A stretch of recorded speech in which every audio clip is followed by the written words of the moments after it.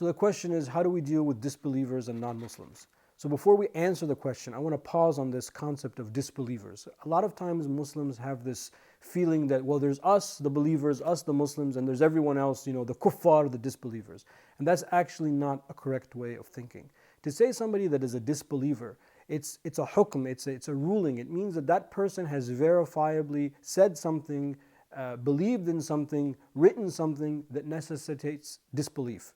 But people on their own are not disbelievers. As a matter of fact, when Imam Ali alayhi salam wrote to his governor of Egypt, when Imam Ali was the Khalifa, he said to him, people that you will meet are two kinds. Either one is a co-religionist, your fellow Muslim, or one is your fellow human being. So the natural default is that people are people, they're humans.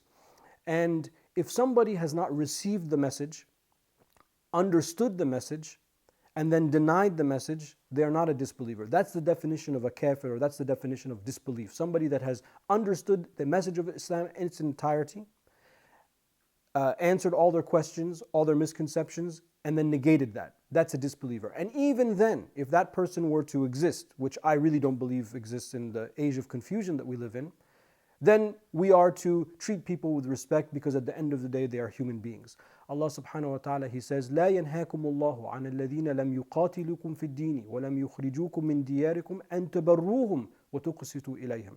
Allah says that He does not forbid us from people that do not fight us, that do not kick us out of our homes, which is essentially everybody. We coexist with everyone. Allah does not forbid us from being just with them, being equitable with them, being human with them, because the plurality of the human condition is part of the reason behind creation. Allah has created us in different tribes, shu'uban wa qaba'il, all of these differences and pluralities and human expressions, لِتَعَارَفُوا, so that we can know one another. So we are meant to be different and to look different and to believe differently and things like that. So coexistence is the main mode of Islam.